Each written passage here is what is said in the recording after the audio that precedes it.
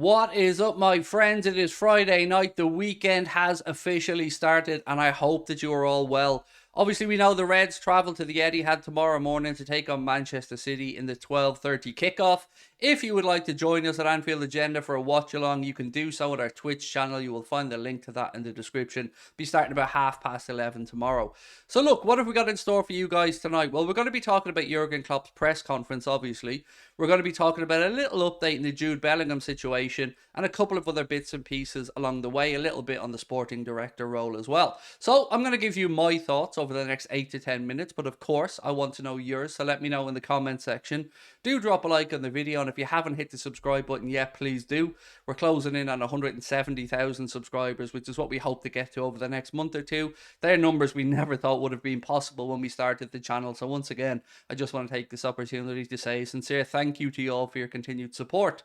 So look, let's start off with the sporting director stuff today, and I'm leaving the Bellingham stuff till after this because, well, it's quite nice, to be honest. It's a bit of a positive update, so bear with me. Don't skip through the video. I know you're going to be tempted. Stick with me. So the sporting director role. We know that Julian Ward is going to be leaving Liverpool Football Club at the end of the season. It had been widely reported and expected that he was going to join up with Ajax. Today it became apparent that he's turned down the role at Ajax and looks like he's going to have a bit of a break from football. Maybe take a season off, I'm not sure, but he has turned down the offer of Ajax's role as sporting director. So God knows what the future holds for him. It won't be at Liverpool, it won't be at Ajax, but who knows?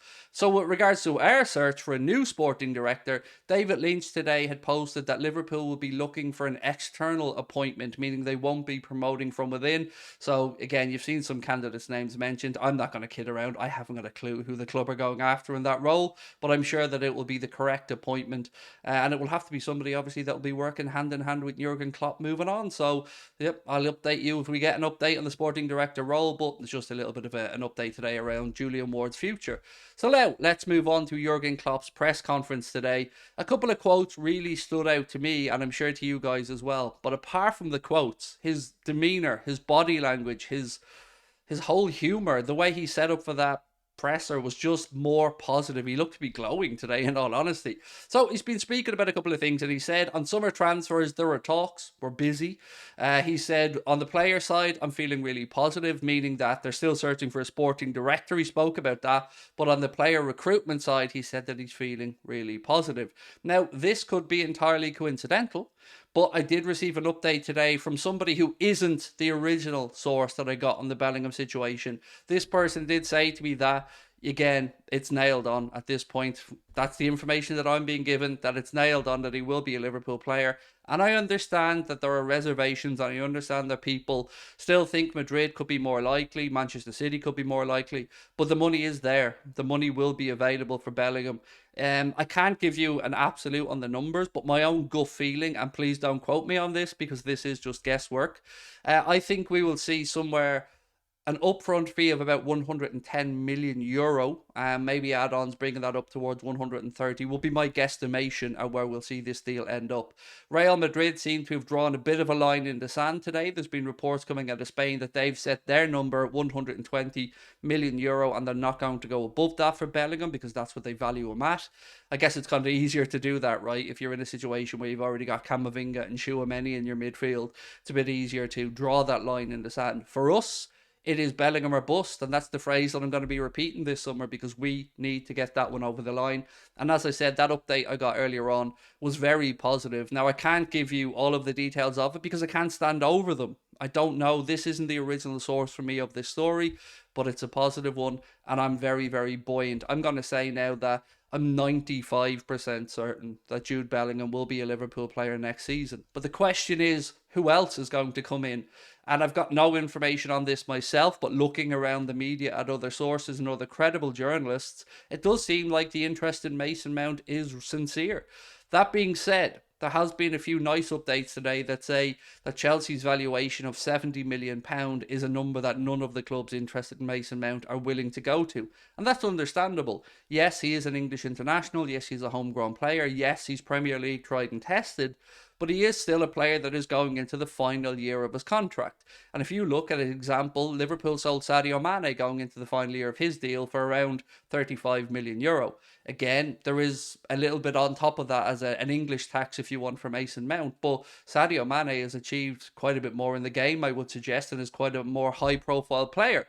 So I've always said if Liverpool were interested in Mason Mount to come in alongside Jude Bellingham, I'd have no issues with that, but the price would need to be right. And for me, the price is far better at around the 35 to 40 million pound valuation with 1 year left on his Chelsea deal.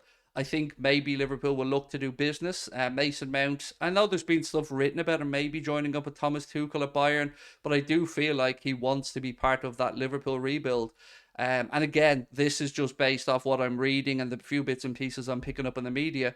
And I wouldn't be too upset if Liverpool ended the summer window and we brought in Jude Bellingham, we brought in Mason Mount and another holding midfield player. I've not seen much written on who the holding midfield player could be, but I do get the genuine belief that we could really see a transfer window where we see Bellingham and Mount come in. Again, I'm awaiting your responses in the comment section because I know the Mason Mount side of this in particular has wound a few Liverpool fans up who just don't either rate Mason Mount or don't think he's a good fit. For me, I think Klopp must have a plan. Same way when we signed Cody Gakpo, I wasn't sure what the thought process was there with that signing, especially when we needed a midfielder. But when Jurgen Klopp explained it after we'd signed him, it all started to make sense.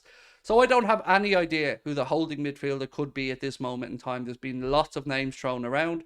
On Ndika, on Evan Ndika from Eintracht Frankfurt, I know that we spoke about Neil Jones yesterday, who said that he's been given a firm no on Liverpool's interest in Evan Ndika, but Fabrizio Romano today is being credited as saying that Liverpool are interested in Evan Ndika. And for me, I think we should be interested. It makes a lot of sense, right? We need to kind of be careful about what we spend in the summer because we know we need to spend a lot of money in midfield. And if you get somebody of Ndika's caliber available on a free in a position that we actually need to strengthen in if we're going to sell Joel Matip, makes a lot of sense for me that we'd be interested. So I don't know what the truth is on that one. I don't know if Neil Jones' information is correct. I don't know if Fabrizio's information is correct. But I know who I want to believe, and that is, of course, Fabrizio, because I'd like to believe Liverpool have an interest. But it is just that. It is a belief. It is not factual. So other than that, there isn't too much really to report with incomings. With regards to outgoings, we're still waiting on an update to see if James Milner will be given a contract extension. Naby Keita, shock, horror. Everybody feigned like we're really surprised here, but he's injured. I know, it's very unusual that, isn't it, Naby Keita to be injured, but he has been ruled out. Klopp wouldn't go as far as to say that he played his last game for Liverpool, but he did say that the end of the season is fast approaching and, these things take some time.